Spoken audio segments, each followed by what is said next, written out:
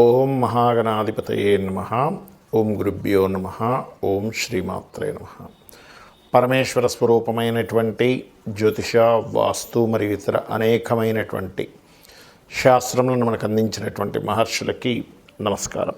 హయగ్రీవ హయగ్రీవ హయగ్రీవేతి వదేత్ తస్య నిస్సరతే వాణి జహ్నుకన్యా ప్రవాహవత్. అరుణాం కరుణాతరంగితాక్షీం ధృతపాశాంకుశపుష్పబాణచాపాం అనిమాదిభిరావృతాం మయూకైః అహమిత్యేవ విభావయే భవానీం. శ్రీమాత్రే నమః. ప్రేక్షకులకి ఆ లలితాంబిక అమ్మవారి యొక్క అనుగ్రహం పరిపూర్ణంగా కలగాలని మనస్ఫూర్తిగా కోరుకుంటూ మనం ఈరోజు చెప్పుకోబోయేటువంటి టాపిక్ ఏమిటి? మనం ఎన్నో కష్టాలు పడుతూ ఉంటాం. అప్పులు, అదేవిధంగా ఆరోగ్య సమస్యలు, అనారోగ్యాలు పారవడం, మరియు ధనం రాకపోవడం, వివాహం అవ్వకపోవడం, సంతానం కలగకపోవడం, ఇలాంటి అనేకమైనటువంటి విషయాలు ఎందుకు ఇబ్బంది పడుతుంటాము. అదేవిధంగా మంచి కూడా ఉంటుంది. ఏమిటి? మంచి జాబ్ రావడం కావచ్చు, బాగా ధనం సంపాదించడం కావచ్చు, వ్యాపారంలో బాగా కలిసి రావడం కావచ్చు, మంచి సంతానం కావచ్చు, మంచి భార్య కావచ్చు. ఇవన్నీ అసలు ఎందుకు జరుగుతాయి? ఇబ్బంది ఎందుకు పడతాము? ఎందుకు వస్తాయి అంటే, మీకు పూర్వజన్మ కర్మ అనేటువంటిది ఒకటి ఉంటుంది. ప్రతి లగ్నం 12 రాసులు ఎలా ఉంటాయో 12 లగ్నాల్లో పుట్టిన వారికి, ఈ భూమి మీద పుట్టిన ప్రతి జీవి కూడా పూర్వజన్మ కర్మతోనే పుడతాడు. అది స్త్రీ కావచ్చు, పురుషుడు కావచ్చు, ఏదైనా ఒక జీవి కావచ్చు. ఆ పూర్వజన్మ కర్మ కంట్రోల్ చేయబడగలిగితే మీకు ఆటోమేటిక్గా ఇప్పుడు ఉన్నటువంటి సమస్యల నుంచి బయటపడగలుగుతారు. అది ఎలాగ చేసుకోవాలి? ప్రతి లగ్నంలో పుట్టిన వారికి ఆ పూర్వజన్మ కర్మను ఎలా తగ్గించుకోవాలి, పుణ్యాన్ని ఎలా పెంచుకోవాలి అనే విషయాన్ని ఇప్పుడు మనం తెలుసుకుందాం. అయితే ఈ విషయాలు చెప్తుంది నేనైనప్పటికీ కూడా చెప్పిస్తుంది సాక్షాత్ లలిత అమ్మవారిగా భావిస్తూ ఒక్కొక్క లగ్నం నుంచి తెలుసుకుందాం. లగ్నం తెలియని వారు రాశి నుంచి చూసుకోండి.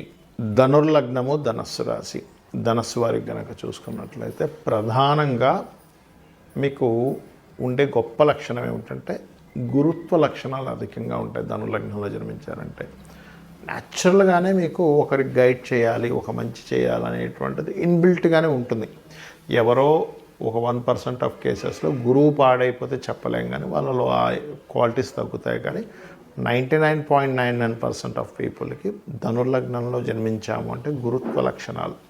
కాకపోతే వీరికి ప్రాబ్లం ఎక్కడ వస్తుందంటే, శుక్రుడు వీళ్ళకి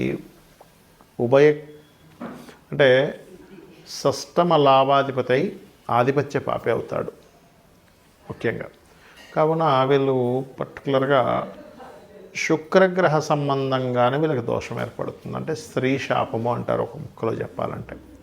కాబట్టి వీళ్ళు గనక వీళ్ళ జన్మజాతకంలో శుక్ర మహాదశ వచ్చినప్పుడు ఖచ్చితంగా వీళ్ళకి వివాహ జీవితం మీద ఎఫెక్ట్ చూపిస్తుంది. వివాహ జీవితం మీద ఎఫెక్ట్ చూపించడం, వివాహ జీవితం భాగస్వామితో ఏదో డిస్టర్బెన్సెస్ రావడము, లేదా దూరంగా ఉండడం. కొన్నిసార్లు ఏమవుద్దంటే ఈ గొడవ రాకుండా దూరంగా ఉంటూ ఉంటారు. అంటే వీళ్ళు ఒక దగ్గర, జీవిత భాగస్వామి ఒక దగ్గర. అది చాలా లక్కీ పర్సన్స్. వాళ్ళు దూరంగా ఉన్నారంటే పూర్వజన్మ కర్మ ఇక్కడ ఏదో పుణ్యం ఉండడం వల్ల దూరంగా ఉండి ఆ కర్మ తగ్గుతుంది. లేని పక్షంలో చాలామంది, నేను 99% ఆఫ్ కేసెస్ ధనుర్లగ్నానికి శుక్ర మహాదశలు వచ్చినప్పుడు, లేదా వృషభ రాశిలో ఉండే గ్రహాల యొక్క మహాదశలు వచ్చినప్పుడు వాళ్ళు దూరం అవ్వడం నేను ఖచ్చితంగా చూశాను. వారికి ఏదో కారణం చేత. అలా ఎవరు అవ్వలేదు అంటే ఏదో కొన్ని కేసెస్, 7th లార్డ్ బాగుంటాడు, 12వ స్థానం బాగుంటుంది, ఒక్కొక్కసారి ఆ శుక్రుడు 12లో ఉంటాడు, వాళ్ళకి మాత్రం ఇబ్బంది కలగదు. ఇది గుర్తుపెట్టుకోండి.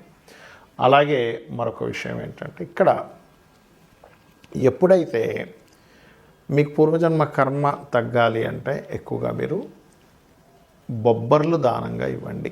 మెయిన్ బొబ్బర్లే ఇవ్వాలి. సెకండ్ ఆప్షన్లోకి వెళ్తే కనుక మీరు శుక్ర రాశుల్లో ఉండే గ్రహాలకు సంబంధించింది ఇవ్వచ్చు. అది ఎక్కువ ప్రభావం చూపిస్తాయి అది కూడా. కాబట్టి ఏ గ్రహం అంటే ఏ దానం ఇవ్వాలని వీడియో ఎండింగ్ వరకు చెప్తాను, ఎండింగ్ వరకు వినండి. మరి మీరు చేయవలసినటువంటి దేవత ఆరాధన, ముఖ్యంగా మీరు చేయవలసింది లక్ష్మీ నృసింహస్వామి యొక్క కరావలంబ స్తోత్ర పఠనం చేయండి. సూర్య నమస్కారాలు ఎక్కువగా చేసుకోండి. ఖచ్చితంగా మీరు పూర్వజన్మ కర్మ నుంచి బయటపడడం జరుగుతుంది. ఉదాహరణకి మీకు ఏ దానాలు ఇవ్వాలో చెప్తానని చెప్పాను కాబట్టి రవి గనక ఉన్నాడు మీకు 6వ స్థానంలో, లేదు మీకు ఇప్పుడు దాకా చెప్పినటువంటి పూర్వజన్మ కర్మ ఏ రాసుల్లో ఉండే గ్రహాలని చెప్పాను కదా, ఆ రకంగా రవి గనక ఉన్నట్లయితే గోధుమలు దానంగా ఇవ్వండి, సూర్యభగవానుడి దగ్గర దీపారాధన చేయండి, లేదా సూర్యభగవానుడికి అర్ఘ్యం వదలండి. చంద్రుడు ఉన్నాడు, బియ్యము దానం ఇవ్వడం ప్లస్ వైట్ కలర్ క్లాత్. కుజుడు కందులు ఎరుపు రంగు వస్త్రము, బుధుడు పెసలు గ్రీన్ కలర్ వస్త్రము, గురువు శనగలు ఎల్లో కలర్ వస్త్రము, శుక్రుడు బొబ్బర్లు తెలుపు రంగు వస్త్రము, శని భగవానుడు మనకి నీలం రంగు వస్త్రము, తెల్ల నువ్వులు ఇవ్వచ్చు, నల్ల నువ్వులే ఇవ్వాలని రూల్ ఏం లేదు, నువ్వులు ఇవ్వడం ప్రధానం అక్కడ. అదేవిధంగా రాహు అయితే మినుములు, కేతు అయితే ఉలవలు దానంగా ఇవ్వాలి. ఇవి ఇవ్వలేమండి, మాకు తీసుకునే వాళ్ళు లేరు, టెంపుల్స్ సరిగ్గా లేవు, తీసుకునే వాళ్ళు తీసుకోవట్లేదు, ఇంకోటి ఏదైనా మార్గం ఉందా అంటే, మీరు గోశాలకు వెళ్ళి గోధుమలు ఇచ్చే బదులు గోధుమ రవ్వ తినిపించండి గోవుకి, బియ్యం బదులుగా బియ్యం పిండి తినిపించండి గోవుకి, కందులు బదులుగా క్యారెట్స్ తినిపించండి కుజుడికి సంబంధించింది. అదేవిధంగా పెసలు బదులుగా గోవుకి గోంగూర కూరగాయలు తినిపించండి, అందులో దేశీవాళీ ఆవుకు తినిపించాలి. గురువుకి శనగలు ఇచ్చే బదులుగా గోవుకి అరటికాయలు తినిపించండి. బొబ్బర్లు తినిపించడం కాకుండా బొబ్బర్లు ప్లేస్లో ఏదైనా తీపి పదార్థం, తీపి చపాతీకి చక్కగా తేనె పూసి ఆ 3 చపాతీలు చిన్న చిన్న ముక్కలుగా తీసి తినిపించండి. శనికి సంబంధించిన నువ్వులు దానం ఇస్తున్నాం కదా, నువ్వులు బదులుగా నువ్వులు తినిపించకూడదు గోవుకి తీసుకెళ్ళి, అదైనా ప్రెగ్నెన్సీ ఉంటే అది ఇబ్బంది అయితే మీకు ఇంకో దోషం ఏర్పడుతుంది. బెల్లము తినిపించండి చక్కగా గోవుకి, పిడికెడి బెల్లం పెట్టండి సరిపోతుంది. మినుములు బదులుగా మీరు 4 బెల్లపు ఉండలుగా చేసి తినిపించవచ్చు. కేతువుకు సంబంధించిన ఉలవలు బదులుగా గ్రాసము తినిపించవచ్చు గోవుకి. ఇది ప్రధానంగా చేయండి. అలాగే మీకు పంచమంలో ఉండే గ్రహానికి సంబంధించిన ఉపాసన చేయాలని చెప్పా. పంచమంలో ఉండే గ్రహం ఏమిటి చూసుకొని, పంచమాధిపతే ఉన్నాడు, వెళ్ళి ఇంకో గ్రహంతో కలిసాడు, లేదా పంచమంలో ఏదైనా గ్రహం ఉంది.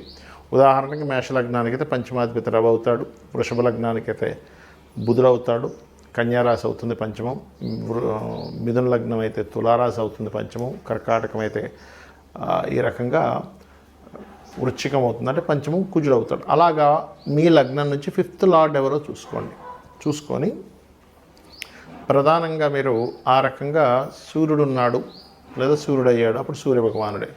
చంద్రుడు ఉన్నాడు, ఎక్కువగా మీరు చేయవలసిన ఉపాసన దేవత రాజరాజేశ్వరి అమ్మవారు. కుజుడు స్కందుణ్ణి, బుధుడు విష్ణువుని, గురువు దక్షిణామూర్తిని లేదా దత్తాత్రేయుణ్ణి, శుక్రుడు అమ్మవారి యొక్క ఆరాధన, శని భగవానుడు ఈశ్వరారాధన లేదా కాలభైరవ ఆరాధన లేదా కాళీ ఆరాధన, రాహు మనకి మీరు చేసుకోవాల్సినటువంటి దుర్గా, కేతు, గణపతి ఆరాధన చేసుకోవాలి. ఏది దేనికి పంచమంలో ఉండే గ్రహాలను బట్టి మీరు ఈ ఆరాధన చేసుకుంటే, ఎప్పుడు కూడా ఒక గ్రహం అక్కడ పంచమంలో ఉంది అన్నప్పుడు ఆ దేవత సంబంధించిన ఆరాధన చేయడమే మీకు శ్రీరామ రక్షగా నిలబడుతుంది. మరి లగ్నం తెలియదు, రాశి తెలియదు, ఏం చేయాలి? సింపుల్, లలిత చదువుకోండి లేదా సూర్య నమస్కారాలు చేసుకోండి. నాకు నక్షత్రము, రాశి, లగ్నం ఏమీ తెలియదండి, నేనేం చేయాలి అంటే దీనికంటే బెస్ట్ మరొకటి లేదు. చక్కగా ఉదయం నిద్ర లేచి సూర్య నమస్కారాలు చేసుకోవడం, మీరు సూర్యుడికి అర్ఘ్యం వదలడం, చక్కగా సూర్యభగవాన్ ఎదురుగా నిలబడి మనస్ఫూర్తిగా నమస్కారం చేసుకోవడం, లలితా సహస్రనామాలు వినడం కానీ చదవడం కానీ చేయండి ఉదయము సాయంత్రం. దానికి మించిన రెమెడీ మరొకట్లేదు. అలాగే ఇక్కడ మీ జన్మజాతకంలో ఎటువంటి గ్రహ దోషాలు, చాలా దోషాలు ఉంటాయి. బాలారిష్టాలని, లేకపోతే మీకు పలానా ఎల్నాడిసనని, లేకపోతే పలానా రకరకాలు ఉంటాయి. ఎలాంటిది ఉన్నా ఒకటే గుర్తుపెట్టుకోండి, వీటన్నిటినీ నడిపించేది అమ్మవారు. అమ్మవారు నడిపిస్తుంది కాబట్టి నేను అమ్మవారిని పట్టుకుంటే శక్తిని ఇస్తుంది, తట్టుకునే శక్తిని ఇస్తుంది అనేటువంటి కాన్సెప్ట్ ఒకటి మీ మైండ్లోకి రావాలి. ఆటోమేటిక్గా మీకు అన్ని విధాలా బాగుంటుంది. శ్రీమాత్రే నమః.